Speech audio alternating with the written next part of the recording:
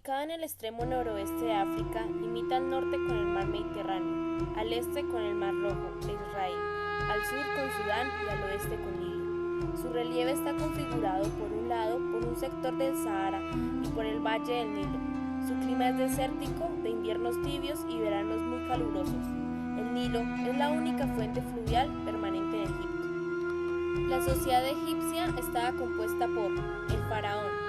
Era la autoridad suprema, hijo del sol y con amplios poderes. Nobleza. Parte integrante de la sociedad egipcia, poseía muchos privilegios religiosos y políticos por ser parientes del faraón. Sacerdotes. Encomendados de culto estaban al cuidado de los templos. Escribas. Personas cultas que se desempeñaban como secretarios del faraón. Guerreros. Encargados de la defensa del país y de la conquista de nuevos territorios. El pueblo, formado por comerciantes, artesanos, agricultores. Los esclavos, constituidos por los prisioneros de guerra. En la escultura, los talladores de piedra que hicieron su aprendizaje tallando vasos y recipientes, trataron desde muy temprano esculpir hombres y animales.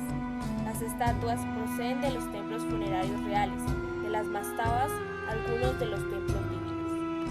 Los escultores egipcios, solo por excepción, poseyeron un conocimiento de la anatomía humana. Los músculos del torso, de los hombros, de las piernas, frecuentemente solo se indican en una forma sumaria o defectuosa. La escultura obtiene un doble mérito. Las actitudes son naturales y equilibradas. En esta época la mujer es poco favorecida. Los escultores generalmente tallan pantorrillas gruesas, rasgos vulgares y una expresión desagradable. Si los escultores tenían que representar divinidades en forma humana, pensaban en obtener el más bello rostro masculino o femenino que les era posible, sin preocuparse de copiar los rasgos de los reyes o de las reinas. Un ejemplo es la esfinge del siglo III, Tutmosis, que se destaca por su nariz magistral. Cuando se trataba de dioses en forma de animal, el escultor podía rematar un cuerpo de hombre con una cabeza de perro, de cocodrilo o de ibis, un cuerpo femenino con una cabeza de vaca o de cobra. La escultura se divide en dos facetas, la escultura de bulto y de relieve, y en ambas le darán prácticamente las mismas características. Los materiales más normales son el granito, el basalto y la caliza. También se utiliza la madera o sí en materiales más nobles como el marfil. En la parte de los ojos de la escultura, la caliza y la madera se solían policromar, y estos serían los materiales incrustados en los ojos para dar mayor vida a este. Podían estar decorados con jeroglíficos, sobre todo en las vestiduras o en la base en que se apoya. La escultura de bulto se puede dividir en tres grupos: escultura del faraón, escultura cortesana y escultura popular. En la arquitectura, los materiales eran el lino, los troncos de árboles se usaban para los muros y los manojos de caña para los soportes y para el tejado. La arquitectura egipcia es fundamental porque a ella se vinculan la escultura y la pintura. Los tipos de construcciones más destacadas del antiguo Egipto fueron las pirámides, mastabas y sarcófagos. También estaban los colosos, que eran grandes esculturas que estaban a la entrada de los templos. Las construcciones fueron realizadas por los esclavos. Las características principales de la arquitectura egipcia fue la utilización de ladrillos de barro cocidos al sol o ladrillos de adobe y piedra, en su mayoría caliza. Las piedras y los ladrillos eran utilizados en tumbas y templos, mientras que los ladrillos eran usados en palacios reales, fortalezas y edificios públicos. La primera pirámide la construyó Imhotep. Las paredes interiores y exteriores de las construcciones, así como columnas y los muelles, estaban cubiertos con jeroglíficos, frescos y tallados en colores brillantes. Aparecen los obeliscos, piedras altas y esbeltas de piedra, terminadas en punta con inscripciones de relatos de hazañas hechas por el faraón a quien se erigía el templo. En la última parte del templo se encontraba el santo santuario. La pintura y el relieve. Los antiguos egipcios utilizaron los colores fundamentales, negro, blanco, rojo, azul y verde, y también los secundarios, ocre, amarillo y gris, que obtuvieron de diversos minerales y materiales. Los colores se aplicaban sobre tres tipos de soportes: directamente sobre la caliza más o menos aislada de las paredes, sobre las paredes previamente estucadas, sobre una espesa capa de argamasa a base de barro mezclado con paja. También se pintó sobre cerámica, vasijas o trasca, madera, sarcófagos y papiro, libros funerarios. La inscripción se sitúa en franjas o registros, aunque también se puede llenar todo el muro con una representación. Las figuras suelen representarse de perfil, al igual que el relieve y con el cuerpo de frente. Por lo general, hablamos de pintura mural, es decir, al fresco, con la preparación previa de la pared en la que se va a trabajar con la pintura. Pintura lineal se le llama así a la pintura con una línea oscura que bordea todas las figuras, sin buscar volumen en la imagen, así como tampoco busca profundidad, el color es plano. Hay también pintura sobre papiro, sobre todo de temática religiosa, como el libro de los muertos. La temática puede ser religiosa, sobre todo en el caso de las tumbas, pero también hay escenas cotidianas de cosecha, de trabajo, pesca, caza y bailes. En la antigüedad, los egipcios empleaban la música en diversas actividades cotidianas, pero fue en los templos y en su ceremonia donde tuvo un desarrollo más intenso. Esta música no se escribía, sino se transmitía oralmente. Entre sus instrumentos más apreciados destacan el sistro, instrumento de la percusión con un marco de madera en forma de U, el arpa con caja armónica. Entre los instrumentos de viento se utilizaban la flauta recta, la chirimilla doble, la caña, que consistía en dos tubos paralelos provistos de lengua. Grecia. Ubicada en el continente europeo, en el extremo sur de la península balcánica, en el litoral del mar Mediterráneo, Grecia es un país con un relieve formado por numerosos macizos y sistemas montañosos, que encierran pequeñas cuencas interiores o abiertas al mar. La costa muy recortada y con numerosos golfos y penínsulas. El país presenta unos veranos sensiblemente secos y una corta estación de lluvia en invierno. Los ríos más importantes procedentes de Yugoslavia y de Bulgaria. La organización social de Grecia está constituida por ciudadanos o politai. Tenían derechos plenos civiles. Como ciudadanos de pleno derecho, tenían responsabilidades con el Estado de diversa índole. Militar. Integraban filas de los hospitales o de la caballería. Político. Participaban en las magistraturas, votando cargos o siendo elegidas para ellos. Judicial. Debían ejercer como miembros de diversos tribunales de justicia. Social. Contribuían con los impuestos especiales al desarrollo de ciertas ceremonias o fiestas de carácter público, liturgias, etc. Metecos. Con este nombre se designaba en Atenas a los extranjeros asentados en la polis. A pesar de ser libres, carecían de derechos de ciudadanía. Clerurcos. Eran los miembros de colonia enviada por Atenas como castigo contra los que se sublevaban. Esclavos. Eran descendientes de los vencidos. Como oficios podían desempeñar cualquiera. En época de guerra eran reclutados para la flota o para el ejército. No tenían derechos civiles, pero participaban en el culto público. Podían comprar su libertad o obtenerla de su amo. El arte griego se caracterizó por la búsqueda de la belleza ideal. Tuvo 3 épocas. En la época de la Grecia arcaica se utilizó la técnica de la decoración vascular con figuras negras en la cerámica, pintadas con técnicas refinadísimas, estaban decoradas con escenas de temas religiosos o culturales. Algunas, como el vaso de Francois, estaban decorados con escenas extraídas de la vida de los héroes. En la escultura griega arcaica, la representación de la figura humana estaba limitada al contexto religioso. Son típicas las 2 figuras masculina y femenina, el Kouros y la Core, destinadas a escoltar una deidad. En el Kouros se resaltan los atributos físicos. Está normalmente desnudo. Su desnudez refleja la importancia que adquieren las competiciones atléticas. La Core aparece indefectiblemente vestida. El rostro es casi idéntico al del Kouros. Su feminidad se manifiesta en el vestido. en el refinamiento del peinado y de las joyas. A esta figura se considera un status symbol. En la arquitectura, la piedra comenzó a reemplazar la madera en la construcción de edificios importantes. Los extremos de las vigas horizontales que habían sostenido el techo y las clavijas se transformaban en triglifos y en gotas que decoraban el friso de los nuevos templos de piedra, separados por espacios llamados metopes. En la cúspide de las columnas apareció el característico capitel de quino redondeado, coronado por un abaco angular que sostenía los bloques de piedra del arquitrabe. El conjunto de estos elementos fue denominado orden dórico, por columnas toscas, pero especialmente por el capitel de formas sencillas. Esta tendencia a un estilo decorativo es evidente, por ejemplo, en las columnas de elegantes proporciones del tesoro de los atenienses en Delfos.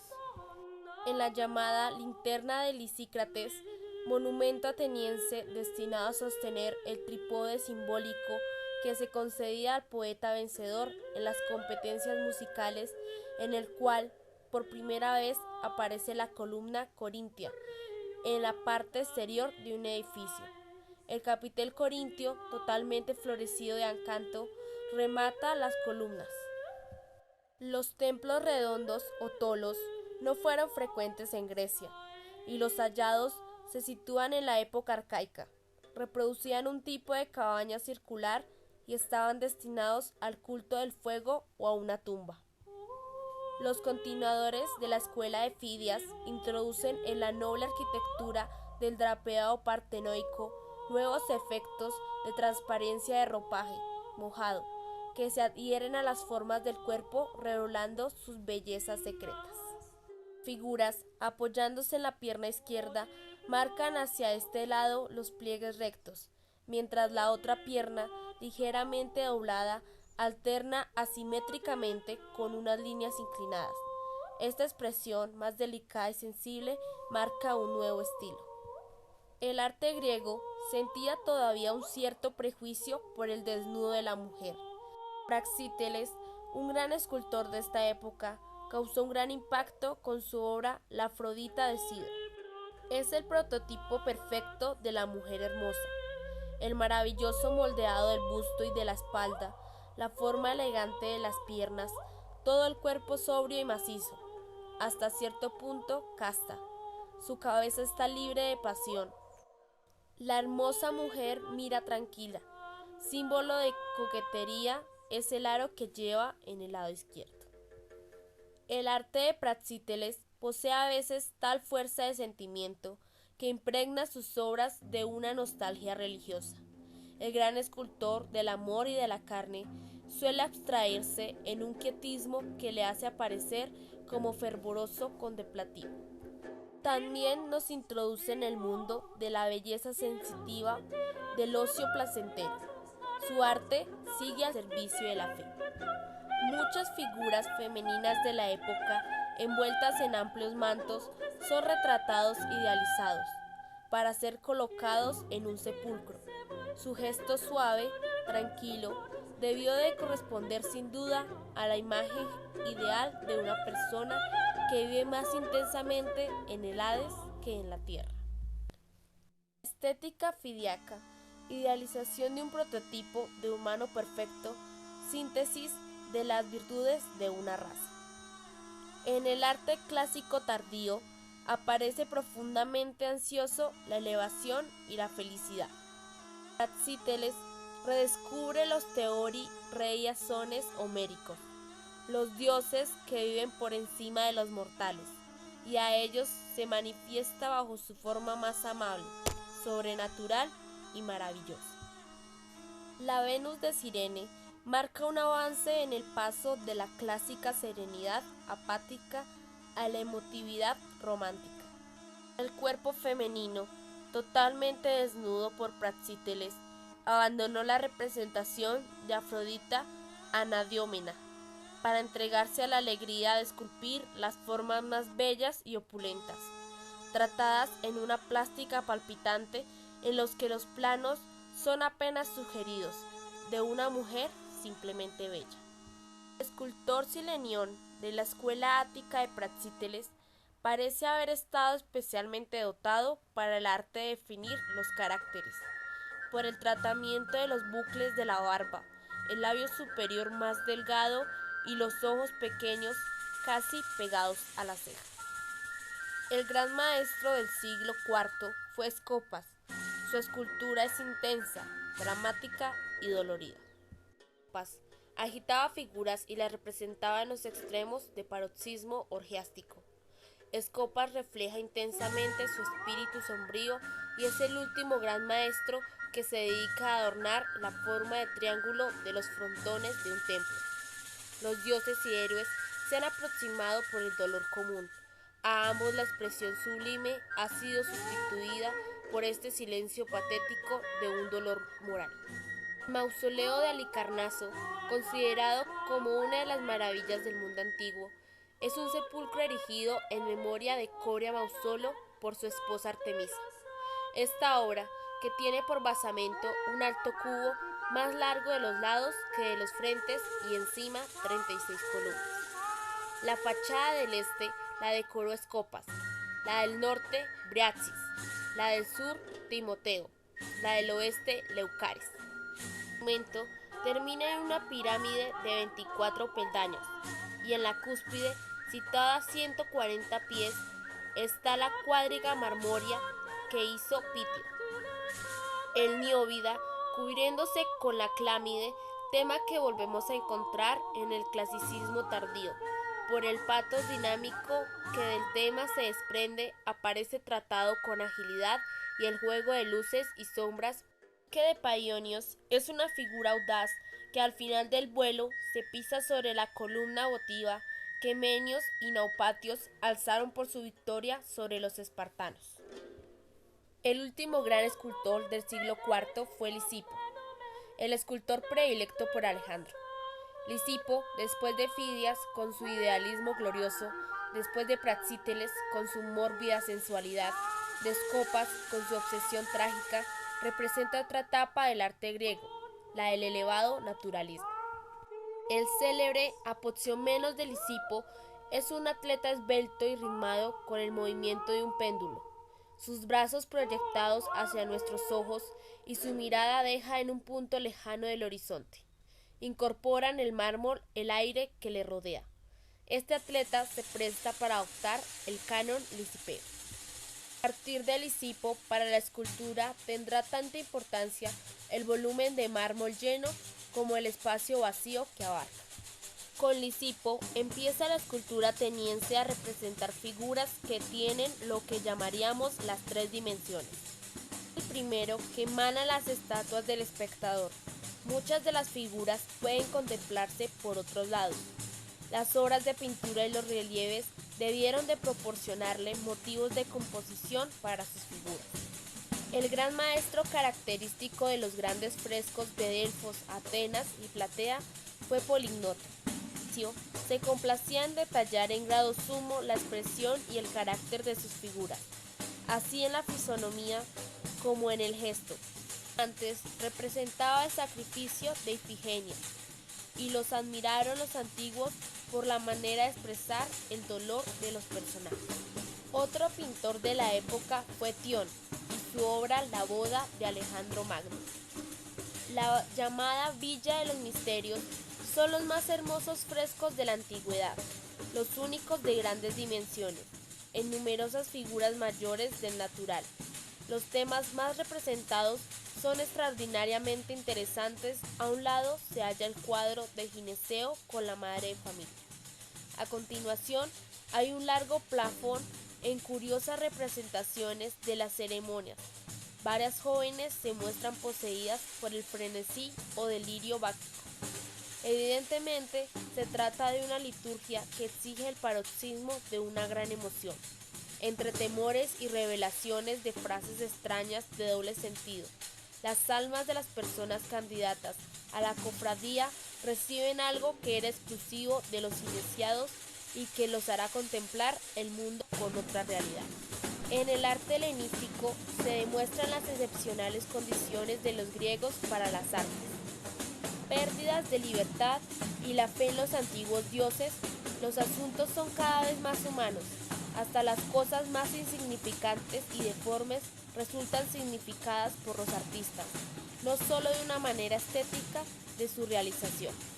La arquitectura helenística no se inspira ya en la mística de la polis, del hombre libre, de la divinidad, sino que tiene por misión embellecer la existencia de los soberanos y deslumbrar a sus súbditos. Perdida la cohesión interna y armónica, la arquitectura tiende a lo fastuoso, a lo elegante y lo colosal. Los capiteles del orden dórico, en lugar de su moldura curva llamada equino, tenían una sección recta. Las columnas, que del orden dórico tradicional son más cortos, se hicieron mucho más delgadas y separados. El orden jónico también evolucionó. Las columnas se levantan sobre los altos pedestales con basas complicadas y sobre todo el capitel, en la cual conserva las volutas. Perdió las características ovas y el decoro de palmetas, acantos y rosetas. La helenística se perfeccionó o popularizó el capitel corintio. El templo de Magnesia presenta muchas innovaciones, como en las ventanas, en los frontones en lugar de esculturas. Era octacilo. Las dos columnas centrales estaban muy separadas. La cella era pequeña, y en cambio la antesala o pronaos excesivamente grande y separada del exterior por medio de columnas hasta cierta altura. Los griegos aprovecharon las pendientes naturales de las columnas más próximas a la ciudad para excavar en ellas graderías de sus teatros, a veces talladas en la misma roca. En el centro del vasto semicírculo estaba el orchestra, espacio reservado al coro. La Victoria de Samotracia es una de las más bellas esculturas helenísticas, erigida sobre la proa de una nave. El viento húmedo del mar moldea el fino jitón sobre las formas turgentes. Esta es la época de Venus y del amor, hasta en los extravíos de la naturaleza, como lo manifiestan las innumerables esculturas de hermafroditas. El grupo era famoso a causa de su extraordinario efecto erótico, que consistía en representar el tacto a la presión de los dedos en el cuerpo, que parecía más bien de carne que de mármol. La escuela helenística de Asia Menor se complacía en expresarse metafóricamente con semianimales. Venus y Dionisios, con su cortejo de sátiros y ninfas, son el gran tema del helenismo y expresan una nueva emoción religiosa. El joven orante es una obra de Bocetas, el autor de estatuas de tipo arcaizante y de los galos suicidas y moribundos. Aquí ha reflejado el nuevo espíritu religioso del bajo helenismo. Al lado de asuntos alegóricos aparecen composiciones de género idílico. Muchas obras antiguas de los siglos anteriores han sido repetidas con un nuevo gesto más gracioso de la época helenística. El interés por los personajes infantiles es una característica de la escuela de esta época. El Eros y Psiquis reproducían un original helenístico del siglo III. Todavía se reflejan caracteres de la escuela alejandrina, realismo elegante e interés por lo exótico. La gran mayoría del arte helenístico es aprender la realidad, atrapar a manos llenas la vida de su impulso dinámico, sorprendida en lo que tiende de anecdótico y fugaz, lo que conduce al naturalismo. El tipo cede su plaza a lo personalizado, de ahí a lo pintoresquismo, de lo alegremente, complaciéndose en representar seres deformes, como enanos y jorobados, o en detallar las ingratas consecuencias de un combate de boxeo. Otra corriente artística parece complacerse en interpretación cada vez más realista de la naturaleza. En esta época se hace popular el retrato imaginario, que era barbado y con los ojos estáticos de ciego. Un original helenístico del siglo II refleja con su intenso expresionismo la atracción. El nuevo sentimiento helenístico del espacio, con efectos de perspectiva, bulto casi entero de las figuras y esfumatura de fondo. En las esculturas de Pergamo hay una precisión magnífica absoluta para reproducir caracteres de raza. altar se encontraba dentro de un recinto de pórtico de columnas jónicas, pero su importancia artística estaba en los relieves del basamento pórtico, los cuales representaban la batalla de los dioses y gigantes. La Rodia, en el siglo I, dio una gran obra, el célebre Grupo de Laocoon, en el cual se exagera el efecto de la anatomía. En la parte musical, los griegos utilizaron instrumentos populares, la lira, que es un instrumento de cuerda punteada con forma de abaco, y la cítara, que también era un instrumento de cuerda. Tenía un marco en forma de caja en la que las cuerdas se estiraban desde la cruceta superior hasta la caja de resonancia ubicada en la parte baja. Los aulos, que eran el instrumento de viento formado por dos caños dobles en forma de ángulo. Otros instrumentos musicales de la antigua Grecia son el arpa, sambique o magadis, y sus formas menores, pectis y barbitos. A principios del siglo V e incluso a finales del VI a.C. aparece el diritambo, creado en el culto a Dionisio. Consistía en unos bailes y cantos acompañados por el aulo. Roma, ubicada en el continente europeo, capital de Italia. Roma es atravesada por el río Tíber y por el río Aniene. Roma posee un clima mediterráneo, o sea, un clima templado de latitudes medias, con veranos calientes, particularmente suave en el periodo de primavera y en otoño. Su organización social en la República se constituía por los patricios, propietarios de las tierras con derechos a formar asambleas y ocupar rangos públicos; los plebeyos, sin derechos políticos ni a la propiedad de la tierra, realizaban trabajos artesanales y participaban en la guerra; los clientes, con este nombre se denominaban a un grupo de hombres libres que estaban bajo el amparo de los patricios; los esclavos, eran traídos de las tierras sometidas y tratados como un objeto, no poseían ningún derecho. El arte etrusco estuvo muy influido por el arte griego. Es fundamental para entender muchos aspectos del arte romano. Las tumbas, frecuentemente excavadas o talladas en la roca y cubiertas por un túmulo de tierra en forma cónica, constan de gran sala, cubierta con falsa cúpula o bóveda. Las paredes estaban decoradas con pinturas y relieves, con representaciones de parejas funerarias, los sarcófagos y el ajuar correspondiente. La escultura etrusca estuvo dedicada casi en exclusiva a fines religiosos y funerarios. Una de las tipologías escultóricas etruscas más destacadas son las tapas de los sarcófagos, que reproducen a los fallecidos recostados en el lecho funerario en escenas relajadas y cotidianas. Muy característica del arte etrusco es la escultura zoomorfa en bronce, que probablemente se situaba a la entrada de la necrópolis, por lo que se trataría de genios protectores. Las estatuas de bulto redondo, de terracota, las que adornaban los tejados de los templos, y de bronce, principalmente los retratos honoríficos. Está muy relacionada con el mundo funerario, ya que han aparecido en el interior de las tumbas decorándolas. La técnica es al fresco. Los colores son planos y vivos, los fondos son lisos y sobre ellos se recortan las figuras, en las que predomina el dibujo. No existe perspectiva, se trata de una pintura bidimensional, se busca el movimiento. En el campo de la arquitectura, la República inauguró el gran templo de Júpiter Óptimo Máximo. El pórtico profundo era hexastilo, de 3 filas de columnas, y 6 fueron también las columnas de sus 2 pórticos laterales. La zona del interior se dividió en 3 partes.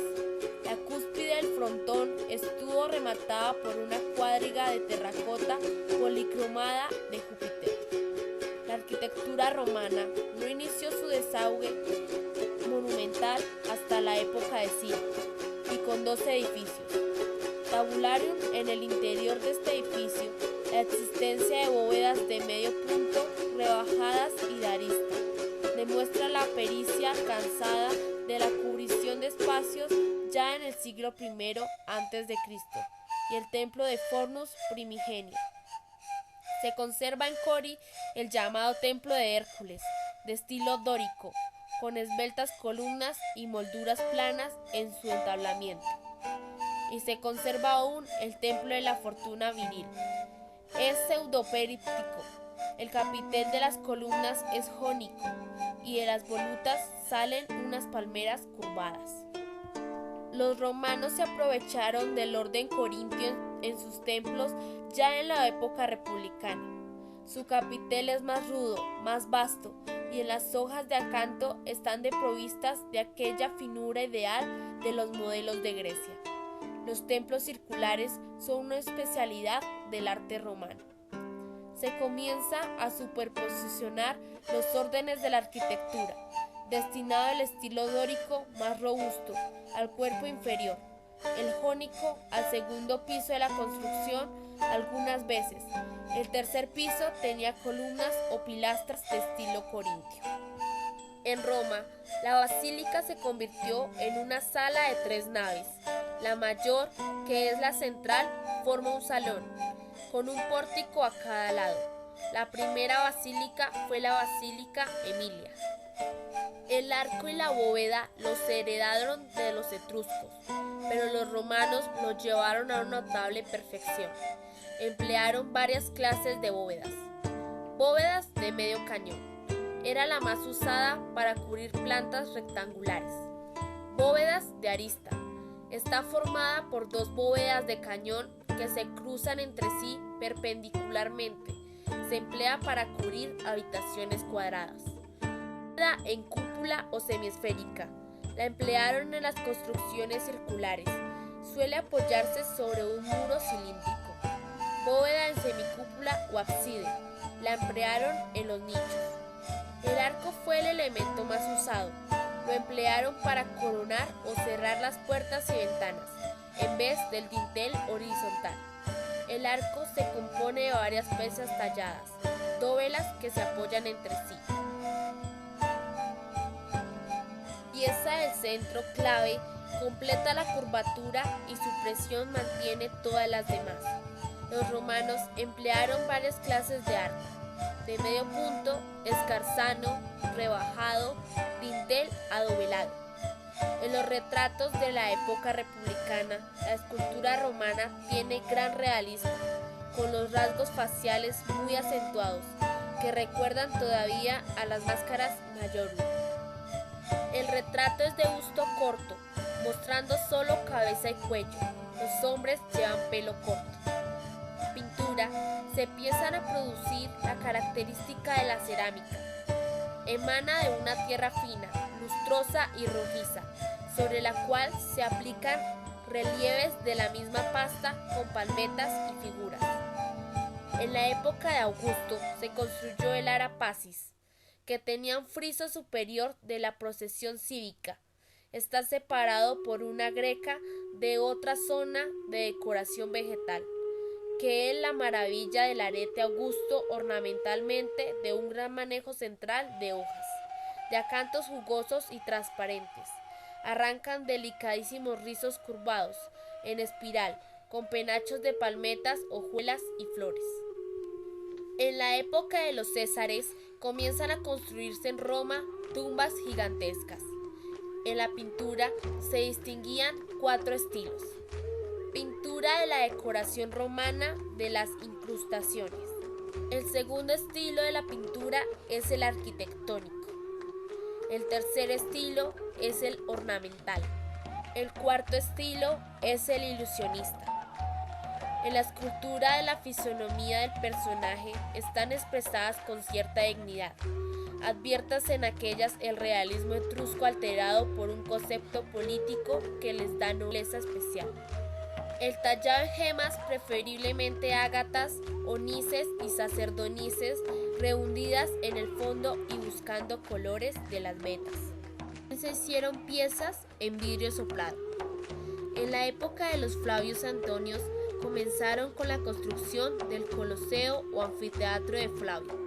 Tiene forma elíptica, La gradería da la vuelta a todo su alrededor y está dividida en 4 pisos. Casi todo está construido en piedra labrada. Las bóvedas son de mortero con concrecionado y en la planta baja tiene un pórtico monumental del que arrancan las escaleras.